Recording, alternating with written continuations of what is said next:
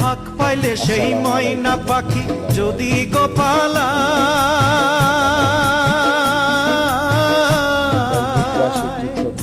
ফাঁক পাইলে সেই ময়না পাখি যদি লাইক দিবেন, শেয়ার করবেন। সবাইকে আমি পাশে থাকবো ইনশাল্লাহ।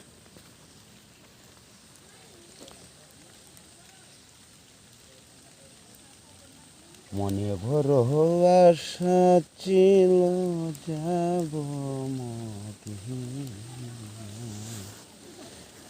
মদিনারি দোলাবালি